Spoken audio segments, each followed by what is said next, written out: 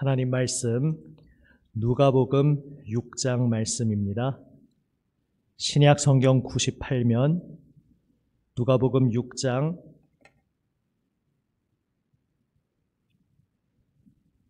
누가복음 6장 20절에서 26절 말씀입니다.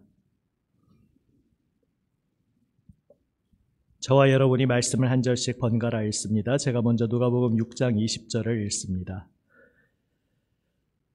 예수께서 눈을 들어 제자들을 보시고 이르시되 너희 가난한 자는 복이 있나니 하나님의 나라가 너희 것임이요 지금 줄인 자는 복이 있나니 너희가 배부름을 얻을 것이요 지금 우는 자는 복이 있나니 너희가 웃을 것이요 인자로 말미암아 사람들이 너희를 미워하며 멀리하고 욕하고 너희 이름을 악하다 하여 버릴 때에는 너희에게 복이 있도다. 그날에 기뻐하고 뛰놀라 하늘에서 너희 상이 큼이라. 그들의 조상들이 선지자들에게 이와 같이 하였느니라. 그러나 화 있을진저 너희 부요한 자여 너희는 너희의 위로를 이미 받았도다. 화 있을진저 너희 지금 배부른 자여 너희는 줄이리로다. 화 있을진저 너희 지금 웃는 자여 너희가 애통하며 울리로다. 함께 읽습니다. 모든 사람이 너희를 칭찬하면 화가 있도다. 그들의 조상들이 거짓 선지자들에게 이와 같이 하였느니라. 아멘. 마태복음에 8복이 있다면 누가복음에는 사복 사화가 있습니다. 그리고 이 사복 사화에서 이 사복이 마태복음에 나와 있는 8복과 동일한 흐름으로 가고 있되 훨씬 축약되어 압축되어 있는 것임을 발견하게 됩니다. 그리고 물론 표현상에 조금 구별되는 개성이 있습니다. 마태복음에서는 심령이 가난한 자, 마음이 가난한 자라고 표현하면서 마태복음은 좀 더 해석적인 느낌, 좀 더 풀어서 설명하는 느낌이 강하다면 누가복음은 좀 더 간결한 아주 간단한 단어로 되어 있습니다. 더 설명할 것도 없이 그냥 가난한 자라고 되어 있습니다. 그리고 특히 마태복음에서는 심령이 가난한 자들에게 복이 있다 하면서 어떠한 자들, 어떠한 사람들, 그러니까 소위 3인칭 복수로 조금 거리를 두고 일반론적인 어떤 보편적인 진리를 말씀하는 그런 느낌의 어투였다면 여기 누가복음에서는 바로 눈앞에 있는 상대방을 향해 말씀하시는 그러한 어투의 느낌이 더 살아있습니다. 너희 가난한 자는. 물론 마태복음에서도 8복을 마치면서 마지막에 오늘 이 4복 중에 하나에도 나와 있지만 인자로 말미암아 예수님으로 말미암아 욕을 받고 핍박을 받을 때 그 부분에서는 마태복음에서도 갑자기 너희라는 표현이 나오는 것을 볼 수 있습니다. 그런 것을 추정해 볼 때 물론 예수님께서 이 지방에서는 이렇게 말씀하셨고 또 저 지역 가서는 또 다르게 말씀하셨고 그럴 수도 있습니다만은 예수님의 좀 더 본래적인 표현은 이 누가복음이 가깝다 추정할 수도 있습니다. 그래서 그 흔적이 그것을 더 일반론적으로 풀어서 이야기한 마태복음에서도 너희라는 흔적이 부분적으로 발견됩니다. 아무튼 예수님께서는 지금 눈을 들어 제자들을 보시면서 말씀하십니다. 지금 자신의 모든 삶을 던져서 예수님이 참 진리임을 고백하고 내가 지금 걷던 모든 길에서 돌이켜서 예수님께로 온전히 방향을 향하여 모든 인생과 생명을 던져 예수님을 따르고 있는 그 제자들에게 너희라고 말씀하십니다. 물론 그 다음에 사화, 이제 저주를 받는 이들에게도 너희라고 표현을 하고 있습니다. 그러나 이제 여기서 너희는 눈앞에 있는 제자들 너희가 아니라 눈앞의 제자들에게 생생하게 그들의 눈과 눈을 마주치며 말씀하신 주님께서 또한 그만큼의 가까운 생생함으로 지금 주님을 거부하고 주님의 진리를 멀리하는 이들에게도 바로 그 앞에 서셔서 그들과 대면하여 진지하게 말씀을 건네고 계시는 그러한 느낌으로 이 말투가 생생하게 다가옴을 느낄 수 있습니다. 예수님께서 말씀하십니다. 복되도다. 원래 이제 언어의 순서대로 강조하자면 그 말씀을 먼저 외치시는 것이죠. 복되도다. 복되도다. 복되도다. 어떠한 사람이 복된가? 복되도다. 가난한 너희들이여. 가난한 그대들이여. 바로 앞에 앉아있는 그 제자들의 눈을 마주치시며 말씀하십니다. 가난한 그대들이여 복이 있도다. 우리말 번역에서는 지금 줄인 자는 복이 있나니 라고 하면서 그 뒤에 물론 너희가 배부름을 얻을 것이요 라고 너희가 나오지만 지금 줄인 자에서 너희라는 말이 빠졌지만은 사실 이것은 의역을 한 것이고 원어상으로는 계속 너희라는 표현이 똑같이 반복이 됩니다. 너희 지금 줄인 자여. 지금 눈앞에 역시 앉아있는 제자들의 눈과 눈을 마주치시며 말씀하고 계신 것입니다. 너희 지금 우는 자여. 말씀하십니다.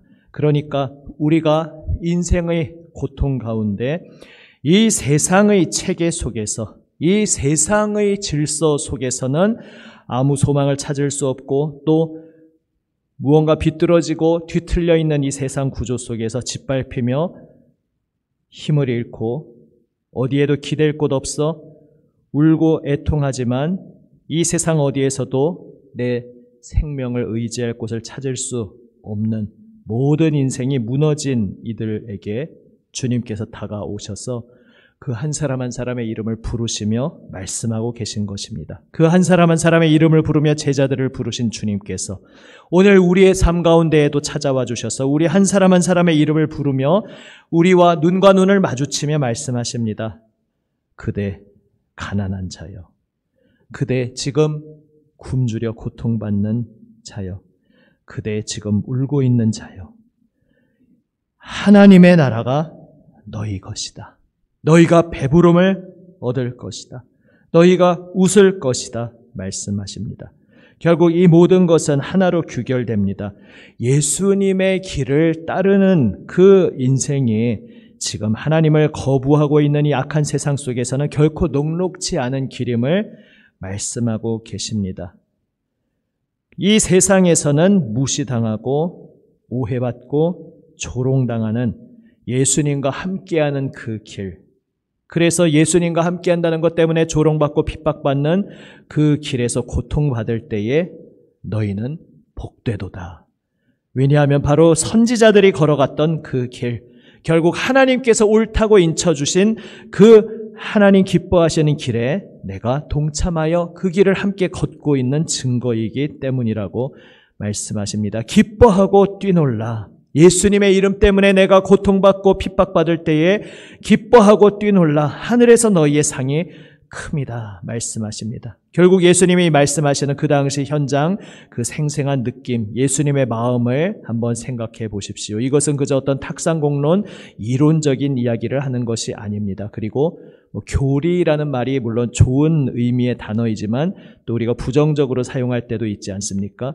어떤 삶과는 유리되어서 내 삶과는 좀 동떨어져서 그저 이론으로 그치는 그런 느낌으로도 우리가 그건 교리일 뿐이고 이런 식으로 표현할 때가 있는데 그러한 공허한 교리가 아니라 정말로 하나님의 마음이 담겨 있고 그래서 우리의 삶에 직접적으로 연결되는 참된 교리, 그러니까 참된 진리, 하나님의 마음이 담겨있는 참된 진리를 지금 예수님께서 우리와 눈과 눈을 마주치시며 사랑하는 마음으로, 애끓는 마음으로, 연민의 마음으로, 긍휼히 여기시는 마음으로 우리에게 선포하고 외치고 계신 것입니다. 지금 고통받고 있는 그대여, 그러나 이제 하나님의 새로운 세상이 다가왔다.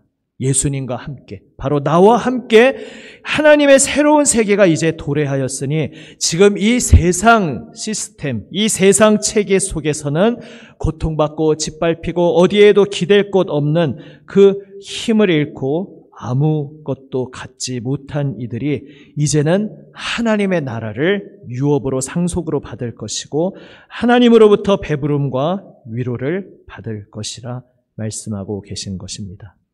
이것이 누가복음에서 굉장히 부각되는 중요한 주제입니다. 우리가 누가복음을 시작할 때 한나 이전에 마리아의 기도를 우리가 보셨는데, 그 마리아의 찬가가 바로 사무엘상에 나오는 한나, 사무엘의 어머니 기도와 동일한 주제로 연결되어 있음을 우리는 볼 수 있었습니다. 마리아의 찬가 가운데 어떠한 고백이 있었습니까? 마리아가 이렇게 고백합니다. 그의 팔로 힘을 보이사 마음의 생각에 교만한 자들을 흩으셨고 권세 있는 자를 그 위에서 내리치셨으며 비천한 자를 높이셨고 줄이는 자를 좋은 것으로 배불리셨으며 부자는 빈손으로 보내셨도다. 교만하고 권세 있고 부유한 자들은 주님께서 그 높은 자리에서 끌어내리시고 내치시고 빈손으로 보내시지만, 그러나 하나님을 두려워하는 지금 비천한 가운데 있는 줄이는 자들은 주님께서 배불리시고 높이실 것을 마리아가 노래하고 있습니다. 우리가 소위 신약에서 예수 이름으로 구원받는다는 것에 대해서 굉장히 축소시켜서 좁은 의미로 생각하고 있을 때는 누가복음 1장을 읽으면서 이 마리아의 찬가의 내용이 굉장히 생소하게 들릴 수가 있습니다. 마리아가 왜 이런 내용으로 노래를 할까? 마리아의 찬가에 왜 높이 있는 자들은 낮춰질 것이고 낮은 곳에 있는 자들은 높일 것이라는 이 대역전의 이야기를 왜 하고 있을까? 십자가의 의미를 너무 좁은 교리적으로 생각할 때에는 마리아의 이야기가 우리가 생각하는 십자가 보혈의 교리와 별로 어울리지 않는다고 우리가 착각하는 경우도 있습니다. 하지만은 그것은 우리가 십자가를 더 깊이 알아갈수록 십자가의 복음의 의미가 무엇을 의미하는지 우리의 마음의 지평이 넓어질수록 성경의 이 핵심 주제와 십자가가 연결되어 있음을 보게 됩니다. 말씀드렸듯이 마리아의 찬가는 바로 구약 사무엘의 한나의 기도와 연결됩니다. 한나도 이렇게 기도했었습니다. 용사의 활은 꺾이고 넘어진 자는 힘으로 띠를 띠도다. 풍족하던 자들은 양식을 위하여 품을 팔고 줄이던 자들은 다시 줄이지 아니하도다. 전에 임신하지 못하던 자는 7을 낳았고 많은 자녀를 둔 자는 쇠약하도다. 여호와는 죽이기도 하시고 살리기도 하시며 스올에 내리기도 하시고 거기에서 올리기도 하시는도다. 여호와는 가난하게도 하시고 부하게도 하시며 낮추기도 하시고 높이기도 하시는도다. 이것이 구약의 출애굽의 하나님의 핵심 주제였습니다. 자신이 신인 양 행세하고 세상 두려운 것 하나 없이 모든 세상을 자기 손에 쥐고 좌지우지하고 있다고 교만하여 착각하던 바로와 애굽을 하나님께서는 벌하시면서 그 자신이 신이 아니고 한낱 피조분에 불과하다는 것을 철저하게 깨닫게 하시고 낮추십니다. 그리고 스스로를 높이던 교만한 자로부터 짓밟힘 당하던 이스라엘을 하나님께서는 건지시고 높이시고 하나님의 언약 백성으로 삼으십니다. 그러면서 그 뒤에 이어지는 신명기에서도 계속 말씀하듯이 이스라엘에게 그같이 한 것조차도 이스라엘이 뛰어나서도 아니고 이스라엘이 의로워서도 아니다 말씀하십니다. 그저 하나님의 긍휼과 하나님의 은혜로 이루어진 것임을 말씀하십니다. 왜 이 이야기를 하십니까? 이 진리를 잊어버리는 순간 이스라엘이 이제는 거꾸로 다시 바로의 자리, 애굽의 자리로 서버릴 수 있게 되기 때문에 왜 바로가, 그 교만하던 바로와 애굽이 무너졌는지 잘 생각해보고 하나님이 어떤 하나님이신지 기억하며 그 하나님 앞에 겸손히 엎드리라는 것을 신명기를 통해 말씀하신 것입니다. 그러나 안타깝게도 이스라엘의 역사가 펼쳐지면서 결국은 이스라엘이 이제 거꾸로 바로의 자리, 애굽의 자리에 들어서 버렸음을 우리는 역사 속에서 보게 됩니다. 계속 기획으로 보여드리고 있는 영상에서도 그런 표현을 한번 했었는데, 마태복음에서 왜 헤롯 왕의 이야기를 상세하게 그렇게 이야기하냐 하면은 헤롯 대왕이 예수님을 죽이려고 하는 그 모습이 딱 옛날에 모세를 죽이려고 하던 바로의 모습이고, 그것이 그저 이방인 헤롯의 문제가 아니라 이스라엘 전체의 문제라는 것이 나중에 장성하여 사역을 하시는 예수님을 결국은 죽음으로 몰고 가는 유대인들의 모습에서 나타나게 됩니다. 그리고 이제는 오히려 애굽이 어린 예수님이 피신하는 곳이 됨으로써 예전에 교만함으로 하나님의 징벌을 받았던 애굽이 이제 거꾸로 역전되어서 하나님의 보내신 하나님의 아들의 피난처가 되고, 도리어 하나님이 언약으로 세우셨던 백성이 이제는 새로운 애굽 행세를 하고 있음을 보게 됩니다. 복음서가 강조하는 것이 그것입니다. 내가 자고하고 교만할 수 없다는 것입니다. 교만하고 자신을 높이던 이는 하나님으로부터 낮춰짐을 당하는데, 그 거룩하신 하나님의 언약 백성으로 내가 택함 받았다면 이제 나도 그분 앞에 겸손히 엎드려야 함을 말씀하고 있습니다. 그것이 바로 로마서에서도 말씀하고 있는 것입니다. 로마서 9장, 10장, 11장은 아시다시피 사도 바울이 왜 하나님이 이스라엘을 택하셨고 왜 지금 이스라엘의 대부분은 예수님을 거부하고 있는데 이 모든 것이 믿음의 경륜하에서 어떤 의미가 있는지를 쭉 풀어서 말씀하는 내용임을 기억하십니다. 그리고 그 11장, 9, 10, 11장의 대단원의 막을 내리는 11장 마지막 부분에서 이렇게 말씀하고 있습니다. 넘어지는 자들에게는 준엄하심이 있으니 너희가 만일 하나님의 인자하심에 머물러 있으면 그 인자가 너희에게 있으리라. 그렇지 않으면 너도 찍히는 바 되리라. 말씀하면서 원가지도 높은 마음을 품고 교만할 때 꺾여졌는데, 그렇다면 원가지 대신에 접붙임을 받은 가지도 언제든지 교만하여 하나님을 하나님으로 섬기지 않을 때 똑같이 꺾일 수 있지 않겠느냐 말씀하면서 선택에 달렸다. 하나님의 준엄하심의 어미하심의 얼굴을 보고 싶으면 불순종하는 가운데 교만한 가운데 있으면 된다. 그러나 하나님의 인자하심의 겸손함으로 머물러 있으면 하나님의 인자하심 그 품에 안겨 있게 될 것이다. 사도는 이야기합니다. 왜 성경이 계속해서 이런 이야기를 하고 있는 것이겠습니까? 사무엘상에서 전하고 있는 핵심 주제가 결국 나중에 어떤 이야기로 전개됩니까? 한나가 그런 기도를 한 후에 보면은 엘리 제사장과 그 아들들이 패망하는 이야기가 나옵니다. 거기서 말씀하고 있는 것이 무엇입니까? 하나님을 두려워하지 않는 자를 하나님께서 벌하신다는 것을 말씀하고 있습니다.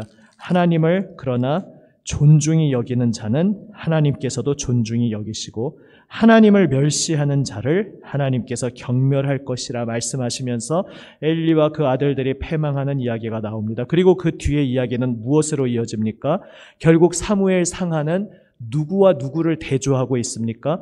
왕으로 세움받은 두 사람을 대조적으로 보여주고 있습니다. 사울과 다윗입니다. 바로 그것이 성경이 굉장히 도식적으로 보여주는 상징적인 장면입니다. 사울도 하나님의 택함을 받은 사람으로서 하나님의 높임을 받은 사람이었는데 그는 왜 패망하고 맙니까? 자신이 잘나서, 자신이 뛰어나서, 자신이 잘해서 무엇을 이루었다고 생각하면서 겉으로는 하나님을 경배하는 척하지만 그의 모든 목적은 자신을 높이고 자신의 뜻을 이루고 자신의 왕국을 지켜내는 것이 목적이 되고 말았습니다. 그러나 반면 다윗은 내 왕국이 아니라 하나님의 왕국임을 인정하며 하나님 앞에 겸손히 엎드리고 오직 하나님이 높아지심을 위하여 평생 살았습니다. 물론 중간에 그가 넘어지는 실패가 있었는데 그때 다윗이 실패한 장면도 의미심장합니다. 다윗도 왜 순간 넘어집니까? 하나님의 은혜를 망각하고 내가 높은 자리에 있는 대단한 갑질할 수 있는 특권이라도 가진 자인 양 스스로 착각하게 될 때에 어처구니 없는 끔찍한 죄악으로 빠져들게 되고 맙니다. 바로 그것을 사무엘기에서부터 구약 성경이 이어가고 있고 바로 그 이야기를 누가복음이 구약의 그 부각되는 주제를 의식하면서 이어받아서 예수님의 생애 가운데 누가복음이 특별히 이 주제를 언급하고 있는 것입니다. 하나님 앞에 하나님 두려운 줄 모르고 교만하여 자신을 높이는 자는 하나님께서 낮추실 것이다. 그러니까 우리는 애초에 안 믿는 사람과 믿는 사람의 대결 구도를 의식하고 살도록 부름받은 것이 아닙니다. 그렇게 생각하면 그래도 어쨌든 나는 예수 믿잖아. 예수 안 믿는 사람에 비하면 나는 훨씬 나은 처지지. 이렇게 스스로 착각하는 처지가 될 수 있습니다. 오히려 성경이 계속해서 대조시키는 두 그룹은 무엇입니까? 아예 하나님을 대놓고 거부하는 사람과 하나님을 믿는 사람을 대조시키는 것이 아니라 둘 다 겉으로 볼 때는 하나님을 믿는 사람들인데 사실은 그 속에 하나님을 믿는 척하지만 자기 자신을 숭배하고 자기 자신이 주인 되어 살아가는 그러한 사람들, 구약에서는 사울이 그러했고 신약에 와서 바리새인들이 그러했습니다. 반면에 진정으로 하나님 앞에 여전히 연약하고 부족하고 때로 넘어질 수도 있으나 그러나 하나님의 하나님 되심을 겸손히 인정하며 하나님 앞에 겸손히 엎드리는 바로 이 두 그룹을 계속해서 성경은 대조하고 있습니다. 그리고 오늘 우리에게 경각심을 가지도록 겸손히 주님 앞에 엎드리도록 우리를 초청하고 있습니다. 내가 주님을 믿는다 말하지만 지금 내 마음의 주소가 어디에 있는지, 혹 내가 하나님의 은혜 받은 그 자리에서 은혜가 이제 당연한 것이 되어버리고 은혜로 구원받은 것이 내 공로 내 자격으로 된 것으로 착각하게 되면 우리는 사울 왕의 전철을 밟게 되는 것입니다. 그러나 그 자리에서 인자하심에 머물러 있으면, 겸손히 하나님의 인자하심 앞에 엎드리면 하나님께서는 긍휼로 연약하고 부족한 우리들이지만 그 긍휼하심으로 우리를 이끌어 주실 것을 말씀하고 있습니다. 바로 오늘 이 사복사화의 주제가 그것을 말씀하고 있는 것입니다. 하나님께서는 하나님의 새로운 세상을 가져오시는데 지금 앞선 누가복음 앞에 이야기에서도 본 것처럼 자신이 자신의 신앙의 세계 안에서 높아져 있는 이들은 예수님을 이해하지 못하고 예수님을 배척하고 계속해서 예수님과 대척점에 서서 예수님을 공격하고 있습니다. 그것이 그만큼 얼마나 그들이 지금 사실 하나님을 잘 믿는 신앙인인 줄 알았는데 사실은 하나님을 믿는다는 명목하에 자신들의 세계에 갇혀서 자신들의 그 성경을 해석하는 말장난에 갇혀버려서 하나님의 참되신 뜻을 망각해버리고 오히려 하나님과 정반대되는 길에 서 있었음을 예수님을 거부하는 자신들의 모습을 통해 스스로 폭로하고 있는 것입니다. 이처럼 부유한 자, 높아진 자는 하나님으로부터 낮춰짐을 당할 것입니다. 그러나 그들로부터 멸시를 받던 세리는 예수님께서 은혜로 긍휼로 다가오셔서 끌어안아 주시고 불러주십니다. 그러니까 여기 애초에 부유한 자는 악하고 가난한 자는 선하다는 무슨 그런 민중신학적인 이야기를 하는 것이 아닙니다. 그것이 아니라 이 세상 체계에서 짓밟히고 고통받는 이들에게 하나님께서 긍휼로 다가오시고 이 세상에서 내가 잘났다고 내가 뛰어나다고 착각하고 있던 이들은 그 교만함이 결국은 하나님 앞에 나아가지 못하게 스스로를 걸려 넘어지게 하는 자기 자신의 함정이 된다는 것을 뼈저리게 두렵고 떨림으로 기억하며 어느 자리에 설 것이냐 질문하고 있는 것입니다. 하나님을 믿는 척하지만 내 마음이 높아진 자리에 혹시 내 마음이 헛되게 헛바람이 들어서 부풀려져 있으면서 어느새 내가 그래도 좀 잘난 양, 그래서 이 교회 공동체 생활을 할 때나 가정이나 일터에서나 내가 나도 모르는 사이에 어느새 내 마음이 높아져 있지 않은지 경각심을 가지고 돌아보라고 주님께서 말씀하고 계신 것입니다. 누가복음 18장 나중에 보겠지만 세리와 바리새인의 기도에 대한 비유도 예화도 다 마찬가지의 주제인 것입니다. 주님께서 우리를 위해 십자가에 달려 피 흘리셨음을 오늘 다시 한번 기억하기 원합니다. 우리가 그 골고다 언덕 앞에 십자가 앞에 설 때에 내가 자랑할 것 아무것도 없고 나는 오직 나를 위해 생명까지 내어주신 예수님의 은혜로 사는 자임을 고백하게 됩니다. 그렇다면 내가 믿음의 길을 걸어가면서 무언가 나보다 믿음이 덜하다고 하는 사람에게 내가 잘난 척 믿음의 갑질, 세상에만 갑질이 있는 것이 아니죠. 믿음의 갑질, 믿음의 선배질 이러한 것들을 더 이상 하지 못하게 되고 오직 온유함으로 겸손함으로 오래 참음으로 더욱더 섬기는 사랑으로 우리는 나아가게 될 것입니다. 그렇게 될 때에 교회 공동체가 믿음의 허울만 덮어쓰고서 그 속에서 서로 도리어 상처를 주고 찔러대는 그러한 집단이 아니라 진정한 복음의 자유 안에서 서로 감싸주고 긍휼히 여기고 위로하고 격려하고 힘을 주는 그러한 참된 믿음의 공동체로 살아갈 수 있을 것입니다. 예수님, 우리를 위해 가장 낮은 곳에 오신 그 주님의 마음을 우리가 오늘 더욱더 깊이 배우기 원합니다. 그리고 나를 위해 겸손히 낮아진 곳에 오신 예수님의 긍휼로 아무것도 아닌 죄인 괴수인 내가 구원받았음을 고백하며 그 주님의 은혜 앞에 겸손히 다시금 오늘 엎드리는 고백으로 주님 앞에 나아가시기를 주님의 이름으로 축복합니다. 기도하시겠습니다. 아버지 하나님, 저희의 옛사람 모습이 얼마나 구약의 사울 왕과 닮아 있는지 소름 끼치게 깜짝깜짝 놀라곤 합니다. 주님, 참 이상한 사람도 다 있구나 라고 바라보던 사울 왕의 모습이 바로 번지르르하게 하나님을 섬기는 척하지만 내 속에서 다른 생각을 하고 내 마음이 어느새 헛바람이 들어 높아지려고 하는 사울 왕의 옛사람, 바로 우리의 옛사람의 모습임을 고백하게 됩니다. 주님, 다시금 오늘 골고다 언덕 십자가 앞에 엎드리게 하여 주시옵소서. 주님, 십자가 앞에서 세상에서 자랑하던 모든 것들이 헛된 것인 줄 깨닫고 다시금 겸손히 주님 앞에 엎드리게 하여 주시옵소서. 주님, 이토록 어리석은 저희들이지만 바로 이러한 저희들의 죄를 다 씻어주시기 위해 우리 주님 예수님께서 십자가에 달리셨음이 저희의 소망임을 고백합니다. 그래서 오늘 저희는 다시 주님 앞에 엎드립니다. 오직 주님의 긍휼하심으로 저희가 구원받았음을 기억하며 아버지, 저희는 참으로 헛되고 어리석기 짝이 없지만 주님 그 자리에서 다시 주님의 은혜의 음성 앞에 겸손히 엎드립니다. 주님, 높아져 있던 모든 교만한 마음이 오늘 십자가 앞에서 다시 낮아지게 하여 주시고 주 예수님의 마음을, 주 예수님의 겸손을, 우리 주 예수님의 오래 참아주심과 긍휼하심을 오늘도 저희가 배워가게 하여 주시옵소서. 주여, 긍휼하신 주님의 품에 저희의 온 생명과 마음을 드립니다. 주여, 붙들어 주시고 저희를 인도하여 주시옵소서. 우리 구주 예수 그리스도의 이름으로 기도드립니다. 아멘.